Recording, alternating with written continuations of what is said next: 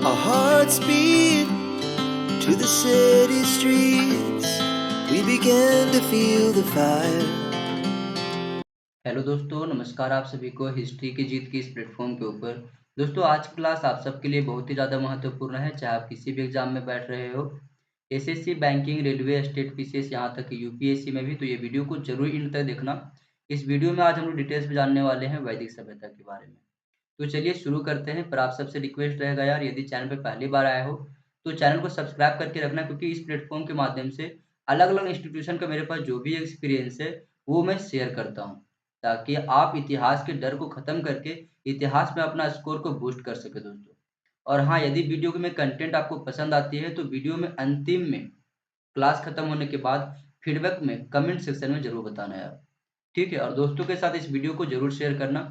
तो यदि हम बात करें दोस्तों इस सभ्यता के बारे में, तो हड़प्पा सभ्यता के पतन के पश्चात जो नई प्रकार की सभ्यता के विकास होती है वो है वैदिक सभ्यता। इस सभ्यता का जो समय है वो है 1500 बीसी से लेकर के 600 बीसी के बीच का। इसी बीच में इस सभ्यता को दो भागों में बांटा जाता है। पहला आपका प्रारंभिक वैदिक सभ्यता जिसे हम लोग बोलते हैं ऋग्वैदिक काल, और दूसरा आपका उत्तर वैदिक सभ्यता जिसे बोलते हैं उत्तर वैदिक काल, ठीक है। और ये हड़प्पा सभ्यता के पतन के पश्चात जो वैदिक सभ्यता का विकास होता है वो उसी एरिया में होता है जहाँ पे हड़प्पा वासी रहा करते थे, यानी कि सिंधु नदी के किनारे, झेलम, चिनाब, रावी, सतलज, ब्यास और सरस्वती नदी के किनारे, ठीक है। अब देखो यार, वैदिक साहित्यों में इसके अलग अलग नाम दिए गए हैं। जैसे झेलम नदी को क्या कहा गया है, तो वितास्ता कहा गया है। चिनाब नदी को अश्किनी कहा गया है। रावी नदी को परुष्णी कहा गया है। सतलज नदी को शतुद्री, और सरस्वती नदी को अलग अलग एग्जामों में जो ऑप्शन में दिए गए हैं वो कई बार एग्जाम में आपका घग्गर हाकरा नदी बोला जाता है, या फिर आपको कई बार अनवती बोला जाता है, या फिर कई बार उद्दकवती भी बोला जाता है। तो ये चीजों को आप लोग जरूर याद रखना, ठीक है। आगे बात करें ब्यास के बारे में, तो व्यास नदी को जो है वो विपाशा कहा जाता है दोस्तों। व्यास नदी को क्या कहा गया है, तो विपाशा कहा गया है। ये आपके एग्जाम में डायरेक्टली पूछी गई है, इसलिए मैं यहाँ पे आपको सारी चीजों को बता रहा हूँ डिटेल्स में, ठीक है दोस्तों। आगे यदि हम बात करें तो वैदिक सभ्यता के बारे में पढ़ने से पहले हमें ये जानना जरूरी हो कि वेद होता क्या है और कितने प्रकार के वेद होते हैं। तो वेद का मतलब होता है ज्ञान का अर्जन या फिर ज्ञान, ठीक है। अब वेदों को विशेष करके 4 पार्ट में बांटा गया है, जिसमें आप लोग को क्रोनोलॉजी पूछा जाता है। तो याद रखना, सबसे पहला आपका आता है ऋग्वेद, फिर आता है आपका यजुर्वेद, फिर आता है आपका सामवेद, और फिर अंतिम आपका आता है अथर्ववेद, जिसे नवीन वेद भी कहा जाता है, ठीक है। तो क्रोनोलॉजी इसका क्या है, तो क्रोनोलॉजी मतलब कि क्रमानुसार अगर सजाने के लिए ऑप्शन में आ जाए आपका एग्जाम में, तो बताना पहले आपका ऋग्वेद आएगा, फिर यजुर्वेद आएगा, फिर आपका सामवेद, और फिर आएगा अथर्ववेद। अब यदि हम ऋग्वेद के बारे में डिटेल्स में चर्चा करें दोस्तों, तो ऋग्वेद में टोटल 10 मंडल है, जिसके टोटल 1028 सूक्तों में विभाजित किया गया है। अब देखो यार, 10 मंडलों में अगर बात करें तो इस मंडल से ही कुछ देखने को हमें ये मिलती है कि इसको 2 पार्ट में डिवाइड किया गया है। जो आपका 10 मंडल में पहला मंडल है, और अंतिम के आपका 8वां मंडल, 9वां मंडल और आपका 10वां मंडल। कौन कौन सा, तो पहले मंडल, 8वां मंडल, 9वां मंडल और 10वां मंडल, इसे हम लोग उत्तर वैदिक कालीन सभ्यता के अंतर्गत रखते हैं। जबकि ऋग्वेद करके दूसरे से लेकर के 7वें मंडल के बीच का जो पार्ट है, हम उसे प्राचीन वैदिक सभ्यता यानी कि ऋग्वैदिक सभ्यता के अंतर्गत रखते हैं, ठीक है। अब कई बार एग्जाम में पूछा जाता है कि प्रथम मंडल की रचना किसने किया, द्वितीय मंडल का रचना किसने किया। तो हमें इन सभी के बारे में भी जानकारी होना चाहिए। तो यदि हम बात करें कि प्रथम मंडल की रचना किसने किया, तो देखो यार, ऋग्वेद के जो पहला मंडल था उसका रचना जो था वो मधुछंदा या फिर कहे तो दीर्घतमा के द्वारा किया गया। कई बार ऑप्शन में एग्जाम में अनेक ऋषि दिया होता है। अनेक ऋषि का मतलब होता है एक से अधिक ऋषियों के द्वारा, ठीक है। द्वितीय ऋग्वेद का जो द्वितीय मंडल है उसकी रचना गृध समद के द्वारा की जाती है। तृतीय मंडल की रचना विश्वामित्र करते हैं। चतुर्थ मंडल की रचना मतलब कि चौथे मंडल की रचना वामदेव करते हैं। पांचवा मंडल यानी कि पंचम मंडल की रचना आत्रेय। छठा मंडल की रचना आपका भारद्वाज जिसे षष्ठ कहा गया है। और सप्तम मंडल यानी कि 7वां मंडल की रचना वशिष्ठ। अष्टम यानी कि 8वें मंडल की रचना अंगिरस और कर्ण। नवम मंडल यानी कि 9वें मंडल की रचना आंगिरस और काश्यप। और अंतिम यानी कि ऋग्वेद के 10वां मंडल की बात करें तो इसको 4 ऋषियों के द्वारा रचना किया जाता है, जिसमें पहला आता है आपका त्रित, फिर आता है इंद्राणी, तीसरा आपका आता है शाची और फिर आता है आपका श्रद्धा। इन्हीं के द्वारा ऋग्वेद के सभी मंडलों का रचना किया जाता है। ऋग्वेद में दो ब्राह्मण भी आते हैं प्रमुख। पहला आपका आता है ऐत्रेय और दूसरा आपका आता है कौशिकी। ये पॉइंट को आप लोग जरूर याद करके रखना, क्योंकि ब्राह्मण के बारे में भी मिलान करने के लिए आती है कि कौन से ब्राह्मण कौन सा वेदों से जुड़ा हुआ है। तो ऋग्वेद के दो ब्राह्मण कौन कौन से हैं? तो पहला ब्राह्मण आपका ऐत्रेय, दूसरा आपका है कौशिकी। ठीक है, अब बात करते हैं यजुर्वेद के बारे में। तो यजुर्वेद जो है वो यज्ञ कर्मकांडों से जुड़ा हुआ है। ठीक है, ये किससे जुड़ा हुआ है? तो यज्ञ कर्मकांड यानी कि क्या है, तो यज्ञ अनुष्ठानों से जुड़ी हुई है। यजुर्वेद की रचना वेद व्यास के द्वारा किया गया और इसके दो प्रमुख शाखाएं हैं। पहला आपका शाकल शाखा और दूसरा आपका कृष्ण शाखा। शाकल शाखा में प्रमुख चीजें जो लिखी गई हैं वो दो हैं। पहला आपका है कन्नव और दूसरा आपका है मंदन्दी। ठीक है, जबकि यदि हम कृष्ण शाखा की बात करें तो यजुर्वेद के कृष्ण शाखा में काष्टक भी कहा था, कई बार इसको काठक कहा गया है, कपिष्ठल, मैत्रेयनी और तैत्तिरीय इसकी रचना की गई है। यहाँ पे यजुर्वेद के दो प्रमुख जो ब्राह्मण हैं वो है तैत्तिरीय और शतपथ। ठीक है, तो ऋग्वेद के दो कौन थे? तो ऐत्रेय और कौशिकी। यजुर्वेद के कौन कौन से हैं? तो तैत्तिरीय और शतपथ।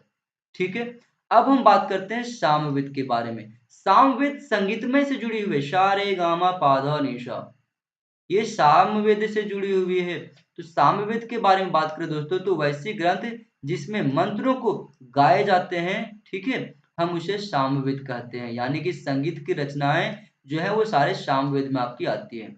इसका जो संकलन है वो महर्षि कृष्ण व्यास द्वैपायन के द्वारा किया गया था और इसका जो लेखक है वो आदित्य ऋषि हैं। इसके ब्राह्मणों की बात करें कि सामवेद के अंतर्गत कौन कौन से ब्राह्मण आते हैं, तो आपका पंचविश, षड्विश, अद्भुत और जैमिनी आता है। अब बात करते हैं हम अथर्ववेद के बारे में दोस्तों। तो अथर्ववेद वेदों में सबसे अंतिम, मतलब कि कहे चारों वेदों में सबसे अंतिम वेद आपका कौन सा है? तो अथर्ववेद ही है दोस्तों।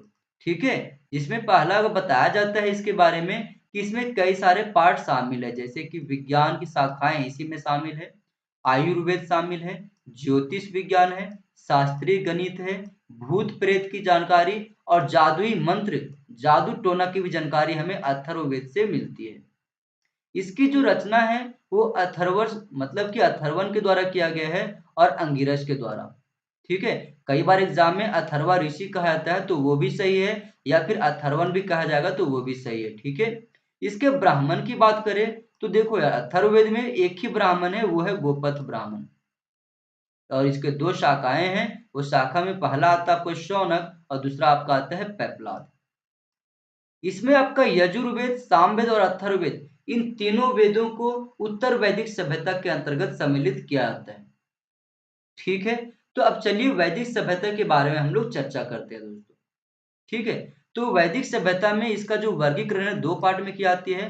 पहला प्रारंभिक वैदिक काल जिसे हम लोग ऋग्वैदिक काल बोलते हैं और दूसरा आपका उत्तर वैदिक काल। प्रारंभिक वैदिक काल में आपको कौन आता है? तो केवल उसमें ऋग्वेद के दूसरा, तीसरा, चौथा, पंचवां, छठा, सातवां मंडल सम्मिलित होता है। जबकि उत्तर वैदिक काल में कौन आता है? तो उत्तर वैदिक काल में ऋग्वेद के पहला मंडल, आठवां मंडल, नौवां मंडल, 10वां मंडल, साथ ही यजुर्वेद, सामवेद, अथर्ववेद ये सारी चीजें आती हैं आपका उत्तर वैदिक काल में। ठीक है, तो चलिए सबसे पहले बात करते हैं ऋग्वैदिक यानी कि प्रारंभिक वैदिक काल के बारे में। यह एक ग्रामीण सभ्यता थी। आप पिछले सभ्यता यानी कि हड़प्पा सभ्यता से अगर कंपैरिजन करो तो आप जान पाओगे कि जो प्रारंभिक वैदिक सभ्यता थी वो एक ग्रामीण सभ्यता थी, क्योंकि हड़प्पा सभ्यता को हम सब जानते हैं कि एक नगरीय सभ्यता थी वो। ऋग्वैदिक, प्रारंभिक वैदिक जिसे हम लोग बोलते हैं, उसका समय कब से कब तक रहता है? तो ऋग्वैदिक कालीन सभ्यता का जो समय होता है वो 1500 से लेकर के 1000 बीसी के बीच में होता है। जबकि इसके बाद की जो उत्तर वैदिक कालीन सभ्यता आएगी उसका ड्यूरेशन रहेगा 1000 बीसी से 600 बीसी के बीच का। लेकिन हाँ दोस्तों, हम लोग बता दें आपको कि लोग यहाँ के जो थे वो गोरे रंग के हुआ करते थे, जबकि हड़प्पा वासी काले रंग के थे। साथ ही यहाँ पे राजतंत्रात्मक शासन व्यवस्था की धीरे-धीरे शुरुआत होना शुरू हो जाता है। ठीक है, ऐसा इसलिए मैं बता रहा हूँ क्योंकि आप इसको कंपैरिजन कर सकते हो हड़प्पा वासियों से। हड़प्पा वासी की जो सभ्यता थी उसका शासन प्रणाली गणतंत्रात्मक थी। वहाँ पे चुनी हुई सरकार हुआ करता था, लोगों द्वारा चुनी जाती थी और वही प्रमुख शासन करता था और लोगों को सुरक्षा प्रदान करता था। लेकिन वैदिक काल में क्या होती है, राजतंत्रात्मक मतलब कि राजा का यहाँ पे सर्वोत्ता दिखाई देना शुरू होता है। ये लोग लोहे से भी परिचित थे, लोहे का उपयोग करना सीख लिए थे, घोड़े से भी प्रचलित थे ये लोग, ठीक है। लेकिन पहली बात यहाँ पे सबसे इम्पोर्टेंट ये है कि इनका विदेशी संबंध नहीं था।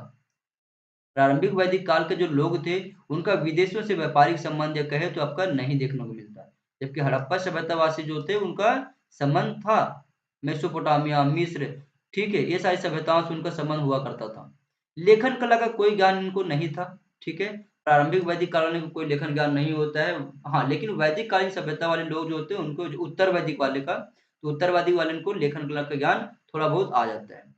यहाँ की जो प्रमुख पशु थी वो थी गाय, ठीक है। और यहीं से एक इम्पोर्टेंट पॉइंट आता है निकल करके, जो आपको बहुत बार जानने को या फिर सुनने को मिला होगा, 10 राज्य युद्ध। ये 10 राज्य युद्ध जो है ना दोस्तों, वो यहाँ पे फैली हुई जनजातियों, मतलब कि इस रीजन में फैली हुई जनजातियों के बीच लड़ा गया था। जिसमें एक ओर से भरत वाले एरिया के जो शासक थे उनका था, और वहां पे शासन कौन कर रहा था उस समय, सुदास कर रहा था। और इसका पुरोहित कौन था, तो वशिष्ठ था। एक और अकेले था ये, जबकि दूसरी ओर पूर्वों की ओर से 10-10 राजाओं ने सम्मिलित होकर के इनके साथ लड़ाई किया था, ठीक है। और इसके कौन थे पुरोहित, तो विश्वामित्र थे। लेकिन 10 राजा होने के बावजूद भी ये 10 राजा क्या होते हैं, हार जाते हैं, और सुदास जो है वो जीत जाता है। और बाद में फिर भरत और पुरु दोनों को मिला लेता है अपने एरिया में दोस्तों, ठीक है। और भरत और पुरु को मिला करके अपने एरिया में कौन सा एरिया का जन्म देता है ये, तो एक नई प्रकार की एरिया का जन्म देता है, जिसको हम लोग कुरु बोलते हैं, ठीक है। अब बात करते हैं प्रारंभिक वैदिक कालीन सभ्यता में सामाजिक जीवन कैसा था, या फिर ऋग्वैदिक, कई बार एग्जाम में कहा जाता है ऋग्वैदिक। ध्यान रखना, प्रारंभिक वैदिक काल को एग्जाम में 3 प्रकार से नामांकन किया गया। पहला कई एग्जाम में दिया जाएगा आपका प्रारंभिक वैदिक काल, या फिर सीधा से बोल देगा वैदिक काल, या फिर बोलेगा आपको ऋग्वैदिक काल, ठीक है। तो इसके सामाजिक जीवन कैसी थी, तो प्रारंभिक वैदिक काल में जो समाज था वो व्यवसाय के चतुर्वर्ण व्यवस्था पर आधारित था, ठीक है। यहाँ पे हमें वैश्य और शूद्र जैसे कोई शब्द देखने को नहीं मिलता। और वर्ण का वैदिक सभ्यता में प्रारंभिक जो हमारे पास साहित्य है उसमें तो वर्ण का उल्लेख मिलता है, लेकिन जो वर्ण का उल्लेख मिलता है वो आर्य, या फिर कहे तो दास और प्रकाश और रंग के रूप में इसका प्रयोग देखने को मिलता है। यहाँ पे हमें प्रारंभिक वैदिक काल में कहीं भी स्त्रियों की पुरोहित वर्ग में सम्मिलित होने का, या फिर कहे तो स्त्री पुरोहित का कोई हमें चर्चा नहीं मिलता दोस्तों। इस समय सबसे अच्छी बात यह है कि महिलाओं की स्थितियां अच्छा था। महिलाओं सभा व समितियों में भी भाग ले सकती थी।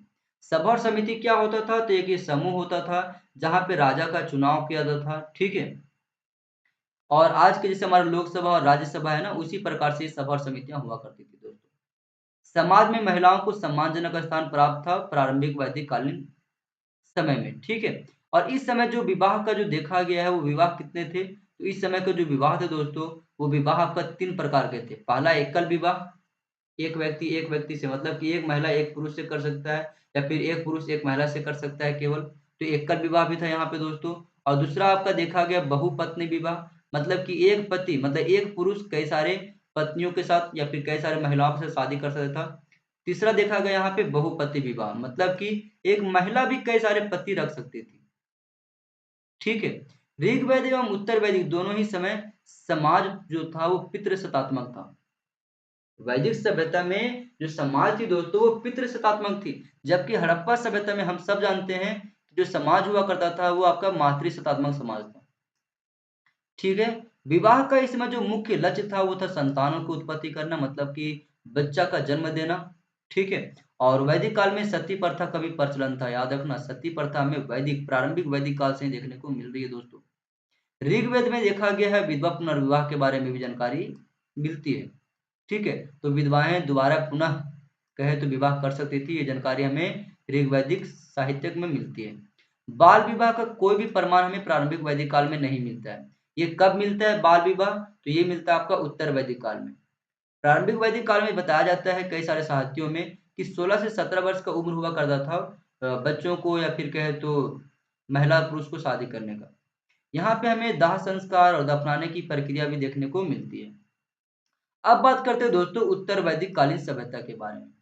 तो उत्तर वाली कालीन सभ्यता में राजतंत्र का उदय हो चुका था, लेकिन राजतंत्र का उदय होने के साथ साथ याद रखना, यहाँ पे गणतंत्रात्मक व्यवस्था भी थोड़ा बहुत चल ही रही थी, जिसका पूर्ण रूप से धीरे धीरे क्या होती है, पतन हो जाती है तब जब जनपद काल की शुरुआत होती है। राजतंत्र का जब उदय देखने को मिलता है दोस्तों, तो यहाँ पे तुर्वस एक जनजाति हुआ करते थे समूह में, और क्रीवी, इन दोनों जनजातियों ने मिलकर के पंचाल जैसे एक बहुत ही बड़ा इलाके का जो है शासन व्यवस्था संभाला, और पूर्व भरत मिलकर के कुरु जैसे प्रमुख राज्य की स्थापना की। लेकिन एक बात यहाँ पे देखने को ये मिलती है कि यहाँ पे कोई सीमा या फिर क्षेत्रीय सीमाकरण नहीं था, ठीक है ना? राष्ट्र को लेकर के कि यहाँ तक हमारा एरिया है तो यहाँ तक, यहाँ इधर कोई नहीं आएगा, ऐसा कुछ भी वहाँ देखने को नहीं मिलती है। ये बेसिकली देखने को मिलती है जनपद काल में, जब मगध, कौशाम्बी ये सारी चीज़ आस-पास में लड़ते रहते हैं, तो जनपद काल में मिलती है। हमें उत्तर वैदिक काल तक कोई भी क्षेत्रीय सीमाकरण देखने को नहीं मिलता। भले ही राजतंत्र का विकास हो चुका था, लेकिन कोई भी क्षेत्रीय समीकरण नहीं देखने को मिलता। तो वंशानुगत राजतंत्र व्यवस्था का विकास हो रहा था इस समय, और ये जानकारी हमें शतपथ और ऐत्रीय ब्राह्मण से मिलती है। साथ ही गणतंत्र की परंपरा अब भी प्रचलन में थी, ठीक है, जो कि अथर्ववेद से जानकारी हमें मिलती है।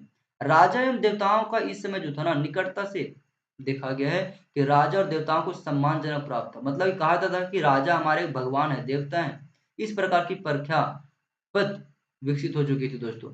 सामाजिक जीवन में परिवर्तन देखने को मिलता है दोस्तों, और महिलाओं के अस्तित्व में यहाँ पे ज्यादा गिरावट आने लगती है, ठीक है।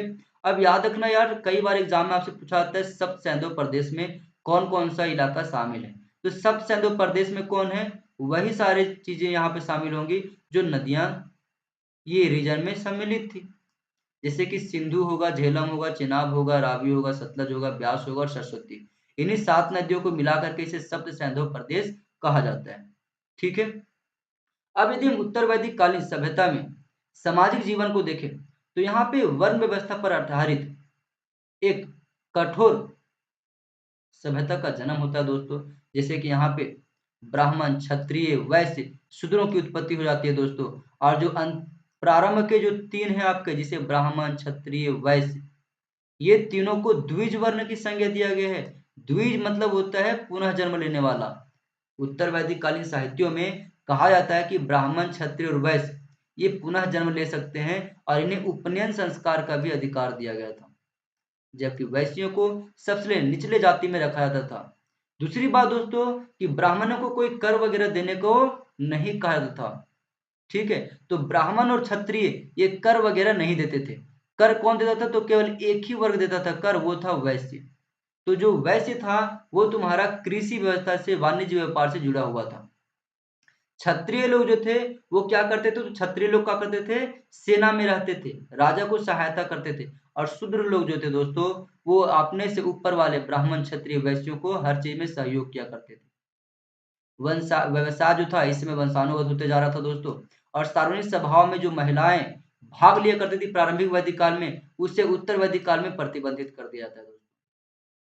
पुत्रियों की सभा में जाने से रोक दिया जाता है, महिलाओं को रोक दिया जाता है, और पुत्रियों के जन्म को दुखों का स्रोत बताया जाता है, यानी कि जन्म को अपशगुन माना जाने लगता है इस समय। बाल विवाह जैसी प्रथा का विकास हो जाता है आपका, ठीक है। और परिपक्वता से पहले ही बच्चियों को विवाह कर दी जाती है इस समय दोस्तों उत्तर वैदिक काल में, जिससे महिलाओं को पति चुनने का जो अधिकार था वो धीरे धीरे क्या हो जाता है, खत्म हो जाता है। इस समय के जो प्रमुख देवता थे वो आपका प्रजापति थे, जबकि प्रारंभिक वैदिक काल के कौन थे, तो इंद्र हुआ करते थे आपके, अग्नि हुआ करते थे आपके, ठीक है। अब वैदिक सभ्यता में हम जब पूरा अध्ययन करते हैं तो कुछ हमें शब्द देखने को मिलते हैं। अब शब्द तो बहुत सारे हैं, पर उसमें से कुछ जो आपके एग्जाम में डायरेक्टली पूछी जाती है वो यही सारे हैं चीजें दोस्तों। जैसे कि आपका आता है राजन। राजन कहा जाता है कुलीन वर्गों को। पुरोहित मतलब कि पुजारी। सेनानी मतलब कि सैनिक वर्ग। ग्रामीण है यहाँ पे देखना है, ग्रामीण, दूसरा है ग्रामणी। तो ग्रामीण मतलब होता है छोटे लड़ाई इकाई, मतलब कि छोटे सैनिक इकाई, जैसे कि 10-5 वाली जो गुट होती है ना, वो वाली, जिसमें सेना में केवल 10-15 गुट या फिर 10-15 लोग शामिल होते हैं। तो छोटे लड़ाई के इकाई होते हैं, उसे ग्रामीण कहता है। और ग्रामणी का मतलब होता है गाँव का मुखिया, ठीक है। ऊर्जापति होता है बड़े भूमि धारक, जिसके पास बहुत ज्यादा भूमि होता है उसे ऊर्जापति कहा गया है। और कुलपा किसे कहा गया है, तो कुलपा कहता है परिवार को, मुखिया को। इसे गृहपति भी कहा जाता है, तो इस बात को याद रखना। सुत होता है रथ चालक, यानी कि रथ को चलाने वाला। अक्षवाप का मतलब होता है हिसाब का लेखा जोखा करने वाला, अक्षवाप कहलाता है। अष्टपति किसे कहते हैं? तो अष्टपति कहते हैं न्यायाधीश या सबसे सर्वोच्च मुखिया को, ठीक है, जो लोगों के समस्याओं का समाधान कर सके। जनस्य गोप कौन होता है? तो जनों के मुखिया, लोगों के मुखिया को जनस्य गोप कहा गया है। बलि, बलि एक कर है दोस्तों, जो कि गायों या फिर अनाजों के रूप में राजा या फिर शासक वर्ग को दिया जाता था, ठीक है। एक है संग्रहित्री, संग्रहित्री का मतलब होता है कर को संग्रह करना, ठीक है। एक है आपका मधुरवाच, मधुरवाच का मतलब होता है जो बलि कर नहीं देता हो उसे मधुरवाच की संज्ञा दिया गया है। गोभी कर्तन होता है मुख्य आखेटक, मुख्य आखेटक मतलब को जो घुमक्कड़ प्रजाति के जो लोग हुआ करते थे, कभी यहाँ कभी वहां जा करके भोजन इकट्ठा करके खाते थे, उन्हें गोभी कर्तन कहा गया। और तक्षण का मतलब होता है बढ़ई, ठीक है। अब दोस्तों हमने यहाँ पे इस सभ्यता के बारे में बहुत ही इंपॉर्टेंट चीजों को कवर कर लिया है। अब जो भी चीजें हम कवर करेंगे वो पीवाईक्यू के माध्यम से करेंगे, ताकि आपका वैदिक सभ्यता को लेकर के सारे पॉइंट क्लियर हो जाए और आपको एक आइडिया भी मिल जाएगी कि किस प्रकार से एग्जाम में क्वेश्चन को फ्रेम किया जाता है, ठीक है। तो हम समझते हैं दोस्तों कि आपकी ये वीडियो काफ़ी ज़्यादा लंबी हो रही है, इसलिए क्या करेंगे यहाँ पे, तो हम यहाँ पे 2 से 4 यानी कि मैक्सिमम कहें तो 5 क्वेश्चन तक ही डिस्कशन करेंगे और पूरा क्वेश्चन इसमें हम लोग टॉप 100 क्वेश्चन रखे हुए हैं। ये सारे क्वेश्चन के लिए मैं एक अलग वीडियो लेकर के आऊँगा, जहाँ पे आप सभी को वैदिक सभ्यता से जुड़े सारे महत्वपूर्ण क्वेश्चन देखने को मिलेगा। ठीक है। और हाँ यार, यदि आपको नोट्स चाहिए तो मैं बता दूं कि आप मेरे टेलीग्राम ग्रुप को जरूर ज्वाइन कर लेना। हिस्ट्री के जीत के नाम से मेरी टेलीग्राम ग्रुप है। आप यदि वहां पे ज्वाइन करते हो तो वहां पे आप सभी को हैंड रिटेन नोट्स मिल जाएगी, सारे पीडीएफ आपको वहां पे मिल जाएंगे। 3 से 4 क्लास कंप्लीट होने के बाद सारी पीडीएफ आपको वहाँ पे सेंड की जाती है। साथ ही साथ दोस्तों वहाँ पे हमारे वीडियो की नोटिफ़िकेशन भी मिलेगी, वहाँ पे जितने भी वीडियो उसके सारे लिंक भी मिलेगी, सारी सुविधाएँ आपको वहाँ पे मिलेगी। तो आप सबसे रिक्वेस्ट रहेगा यार, यदि चैनल पे पहली बार आकर के इस वीडियो को देख रहे हो और वीडियो पसंद अभी तक आई हो, तो पहली बार आप सबसे रिक्वेस्ट है कि चैनल को सब्सक्राइब करके रख लो। क्योंकि इस प्लेटफ़ॉर्म के माध्यम से आपके इतिहास के डर को मैं खत्म करने वाला हूँ और जो भी चीज़ें मैं बताने वाला हूँ, सारी चीज़ आपको टू द पॉइंट बताने वाला हूँ दोस्तों। जिससे कि आपका एग्ज़ाम में डर खत्म हो सके और आप अपने एग्ज़ाम में अच्छे एग्ज़ाम की जो नंबर होती है ना, वो स्कोर को बूस्ट कर सके आप। तो चलिए शुरू करते हैं। पहला आपका क्वेश्चन है, ऋग्वैदिक काल में निष्क किस अंग का आभूषण था? तो यदि इसका बात करें दोस्तों कि किस अंग का आभूषण हुआ करता था ये, 1 मिनट, तो इसमें आपका 4 ऑप्शन दिया गया है। कान का, गला का, बाहु का और कलाई का। इसका सही ऑप्शन होगा गला का। निष्क जो होता था वो गला का एक आभूषण हुआ करता था, जो लोग गला में पहना करते थे हार के रूप में। अगला ऑप्शन है, ऋग्वेद काल में जनता निम्नलिखित में से मुख्यतः किसमें विश्वास करती थी? मूर्ति पूजा, अकेश्वरवाद, देवी पूजा, बलि एवं कर्मकांड। तो आपको बता दें सही ऑप्शन होगा ऑप्शन नंबर डी, बलि और कर्मकांडों में ये विश्वास किया करते थे। अगला है, गायत्री मंत्र के नाम से प्रसिद्ध मंत्र सर्वप्रथम किस ग्रंथ में मिलती है? आपके पास यहाँ पे 4 ऑप्शन है दोस्तों, इसका सही जवाब होगा आपका ऋग्वेद। ठीक है। अगला क्वेश्चन है आपका, ऋग वैदिक संहिता का 9वां मंडल पूर्णतः किसको समर्पित है? तो ये किसको समर्पित है दोस्तों? तो ये समर्पित है आपका सोम और इससे पेय के नामकृत देवता मतलब कि सोमरस को। ठीक है। अगले वीडियो में फिर से मिलते हैं दोस्तों, तब तक के लिए थैंक यू। बस चैनल को सब्सक्राइब करके रखोगे तो वीडियो को नोटिफिकेशन आपको मिल जाएंगे, ठीक है।